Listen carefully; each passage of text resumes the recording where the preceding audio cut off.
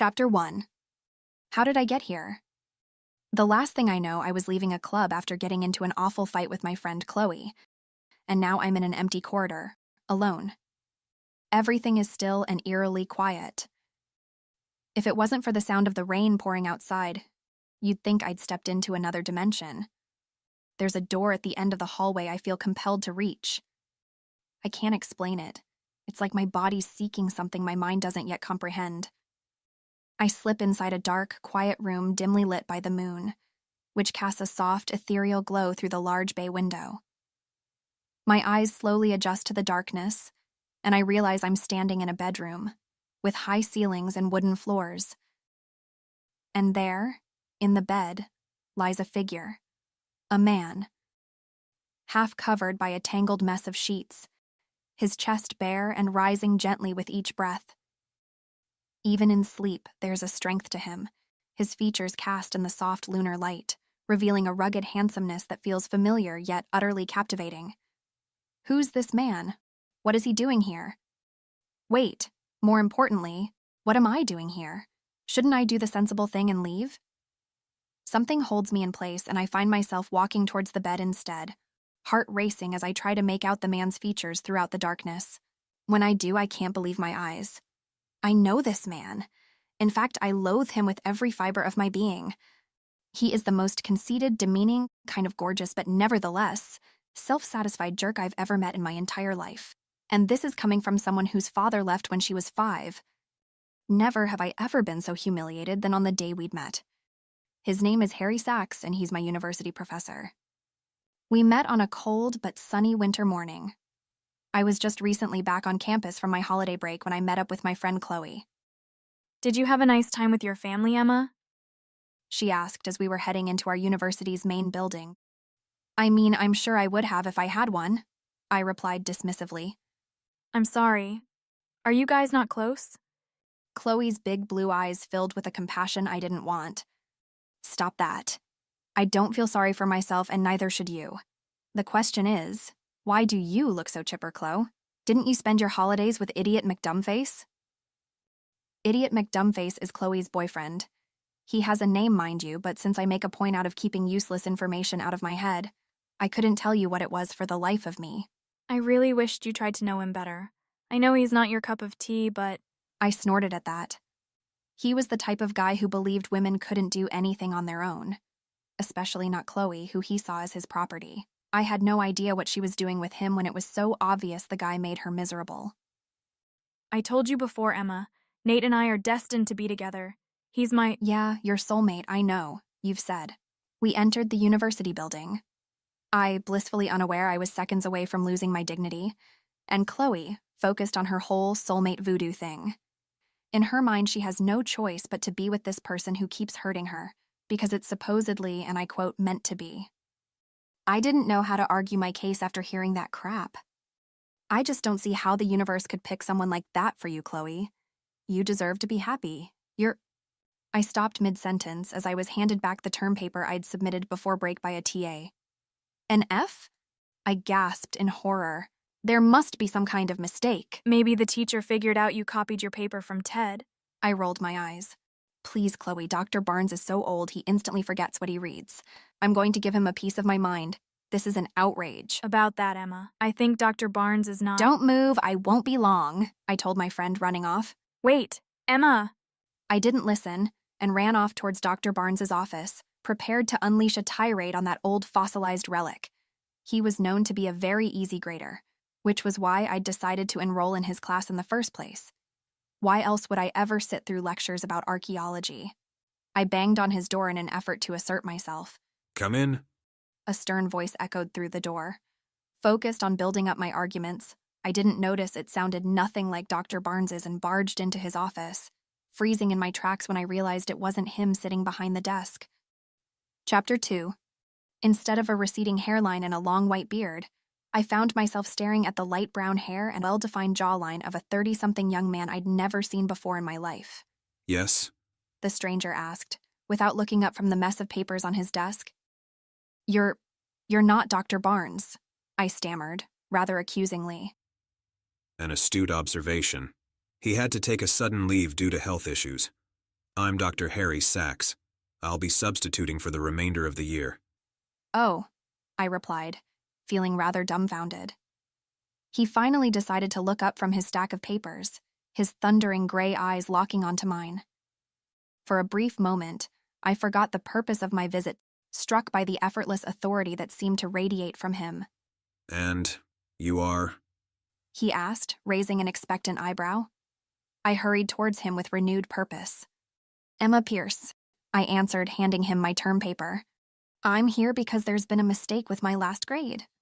Was there? Dr. Saxe sounded highly dubious.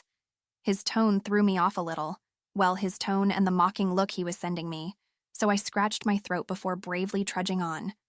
Yes, Dr. Barnes must have made a mistake because… Dr. Saxe interrupted, grabbing my copy out of my hands to give it a disdainful glance. You're the student who cheated. I didn't cheat, I exclaimed, outraged. Well, seeing how you handed in the exact same work as a Mr. Ted Davis, I'd say one of you definitely cheated, wouldn't you? I gaped like a fish at a loss for words as Dr. Saxe continued. As of now, you've both got fails. However, should the person who copied come forward, I'd be willing to rectify the original paper's grade. He seemed sincere with the opportunity he was presenting me with. Someone could get away with a better grade here. Really, there was only one thing left for me to do. Right, it was Ted. Ted totally copied me. Dr. Saxe couldn't have looked less impressed. No, he didn't. He scoffed, giving me my paper back. You're dismissed. Dismissed? What about my grade? I protested, waving my paper around. This is going to significantly lower my GPA. There's a rather easy way you could improve your grade, Ella. Dr. Saxe sank back in his chair, a ghost of a smirk playing on his lips as if he found my predicament amusing. It's Emma! I snapped, crossing my arms. And, wait, what do you mean by an easy way to improve my grade? I would think that's rather obvious, don't you? The air between us grew heavy. His gaze, laden with implication, caught mine, and I was at a loss for words for a moment. Surely he hadn't meant what I thought he meant. He wouldn't make a pass at me, would he? But then again, his words were inviting, his tone downright suggestive, and seeing the way he was looking at me like he was inches away from pulling me onto his lap and make me pay for my impertinence. My breath caught in my throat as my mind began to race. I wondered what he had in store for me exactly. Would he content himself with just a kiss? The idea of his lips crashing onto mine ran a shiver down my spine, but he didn't seem like the type of man who'd be satisfied with a simple kiss. He'd probably pin me to his desk and… Miss? Dr. Saxe asked, looking somewhat confused. I scratched my throat, hoping to hide my anticipation. I didn't want to look too enthusiastic. He was blackmailing me after all. Fine, I said, putting my bag down. Where do you want me? Dr. Saxe's expression remained perfectly impassive, though his body tensed slightly. What? Where and how? What do you want? I batted my eyelashes at him. Or shall I just get down on my knees? On your… Dr. Saxe's eyes widened in disbelief, and then he slightly recoiled. I meant doing extra credit. A chance to redo the assignment. I felt my heart sink into my stomach from sheer embarrassment. Had I really gotten it wrong? But how? I would have loved nothing more than for the ground to swallow me whole, but I couldn't let it show. Redo the assignment? I scoffed. I'm not about to redo something I already spent hours on. I raised my nose in the air, satisfied by Dr. Saxe's stunned expression. You're too good for extra credit, yet you offer yourself up to any random stranger? He asked, raising an eyebrow. I clenched my jaw, feeling my face flush in anger. I hated how he made that sound, like I was something cheap and easily disposable. Well, it would have been way less time-consuming, I reply, feigning to sound just as indifferent as he did. Get out of my office. Dr. Saxe snaps, jaw clenched. And that about sums up how he and I met. In the months that followed, my relationship with Dr. Saxe didn't improve much, though my grades did, as there was no way I was going to let that arrogant prick the satisfaction of looking down on me ever again. He'd made me feel so small and insignificant. I now rejoiced in the reluctant looks he'd give me every time he was forced to hand me back a successful test. Though he made a point of always getting my name wrong. Yes, Mildred. You have a question? Passable work today, Rita. Anybody know an Emma Pierce? There was no way he didn't remember who I was by this point. That jerk was doing it on purpose. All this to say, the man and I do not get along. This is why being in his room now, and in the middle of the night no less, feels downright illicit. Never mind how I even got there in the first place. Why I haven't made myself scarce yet, now that's the real mystery. I'm unable to tear my eyes away from him, like a new unspoken connection is bridging the gap between us. How can someone so aggravating in the light of day evoke such a storm of warm emotions in me now? I jolt at that last thought and step back, my breath catching in my throat, as the realization of what I'm doing and feeling slowly sinks in. What exactly is happening here? For some unknown reason, I'm in my university professor's room watching him sleep, instead of getting out of there before getting caught, and also trying to figure out how I'd even gotten to his house when I don't even know where he lives. The last thing I remember, I'd convinced Chloe to come out with me. We were supposed to go dancing together. Had we gone? Why can't I remember? Chapter 3. I have to go home. Unfortunately, light comes on outside the bedroom and I hear footsteps coming my way. If I get caught here, I'm dead. The sheer humiliation will likely kill me. I dodge behind a curtain just as someone bursts into the room. It's a tall, beautiful woman with long red hair who's wearing a light silk robe. Harry, wake up.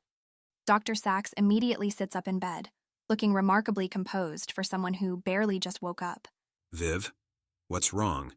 I briefly wonder if Viv is this woman's actual name, one Dr. Saxe actually bothered remembering, before focusing again. It's Chloe. She needs help. They're not talking about my Chloe, are they? Why would she need any help from Dr. Saxe of all people? I watch them exit the room before getting out myself, though not before glimpsing into the hallway to make sure I'm alone. Slowly, I make my way towards a couple of voices I can hear arguing a little further down the hall. I'm led to the top of a large wooden staircase at the bottom of which is none other than Chloe collapsed on her knees, in tears. What's going on with her? Did her boyfriend do something?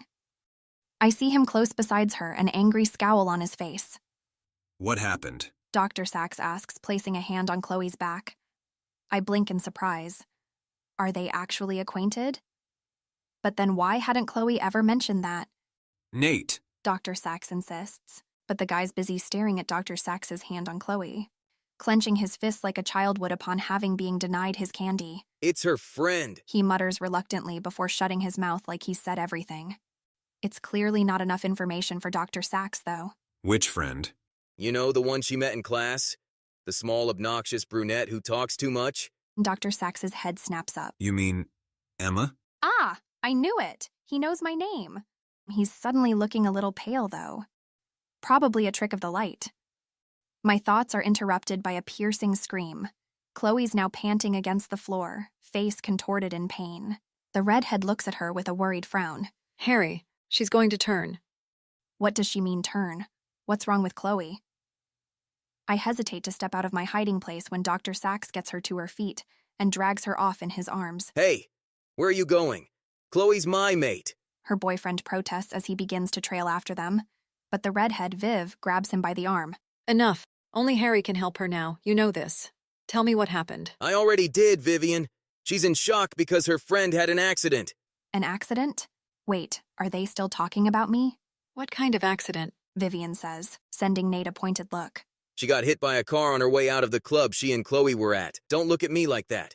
I had nothing to do with it. Hit by a what? That can't be true. I'd remember if I'd been in an accident, right? A vague impression of fear, the distant sound of yelling as I'm dragging Chloe on a street in the rain, echoes in my mind. I'm confused, too confused to stay hidden any longer. Embarrassment be damned, I have to know what's happening here. I get out of my hiding space and make my way downstairs. Look, I don't know what Nate deal is, but I obviously wasn't in any accident. As you can see, I'm right here doing just fine, so... I interrupt my speech when it becomes obvious neither Nate nor Vivian are paying attention to a word I'm saying. They're continuing their conversation like I'm not even there. Rude much. Why are you pretending I had an accident? I'm right here. I try again, waving my hand in front of Nate's face. But Nate doesn't bother to acknowledge me in the least, though neither does little Miss Viv over there, which is worrisome, It's like they can't even see me. Things quickly escalate to downright terrifying when, as I try to catch Nate's attention by grabbing his shoulder, I find my hand going right through him, like it would through air. I'm stunned in place. Am I dreaming? Let's go wait in the living room. Vivian says, though her voice seems to reach me from miles away. I feel like I can't breathe. What is happening to me? I throw myself in front of them, trying to block their path, but they pass through me like I'm nothing more than a wisp of smoke, their bodies chillingly insubstantial as they intersect with mine. It's like they never even touched me in the first place. I can't stay here any longer. I need to find someone, anyone, who can explain what's happening to me. Questions circle in my mind, each one feeding into my growing terror. My feet carry me outside the mansion, its vastness giving way to the wilder scenery of the woods that border the property. I don't even think about where to go. I begin to run straight ahead without looking back.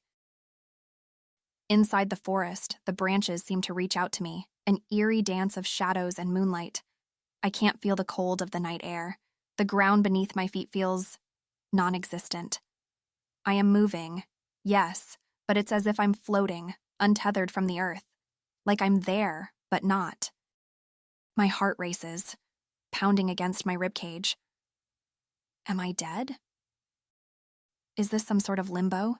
A place between worlds where I'm doomed to wander alone? The thought brings a fresh wave of anguish that threatens to swallow me whole. What will I do if no one else can see me either?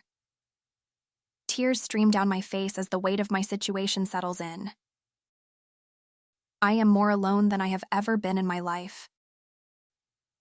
I might never feel the warmth of a hug or see someone smile at me again. How can I find my way back from this? Will I wake up to find this was all a nightmare? I know this feels too real to be a dream. I close my eyes, trying to think about my next move. I should go to my dorm room on campus and start from there. I get up, but find that each new step I take is more draining than the next.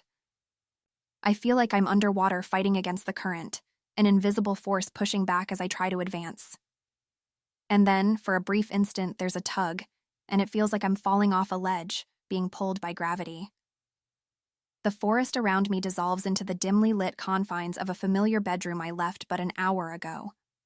My heart skips a beat, not just from the sudden change in scenery, but from the sight of Dr. Saxe, fully awake this time, pinned down on his bed by a half-naked brunette.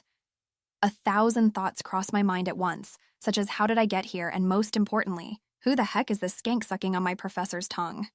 The urge to push her off of him makes me lose my focus for a minute. I've probably been staring at them for too long to be socially acceptable. It's not like they'll ever know, but still.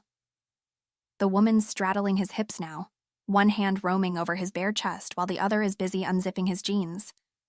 I'm drinking in every detail, like how her breath hitches as his lips brush against her neck. I have a much prettier neck, I can't help but think, feeling slightly desperate. It could be my imagination, but I get the feeling she is enjoying this much more than he does. I smirk. He may have rejected my advances, but I'm confident Dr. Saxe would be infinitely more vocal if he was with me instead.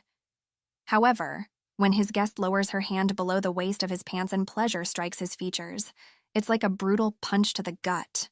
I try to take a long, calming breath, exhaling loudly in its wake, but I freeze in shock as Dr. Saxe's head snaps up. His eyes lock onto mine, widening in an expression I've never seen him wear before. I feel like I can't breathe. He can't actually see me, right? How embarrassing would it be if he could actually see me? What the... Emma?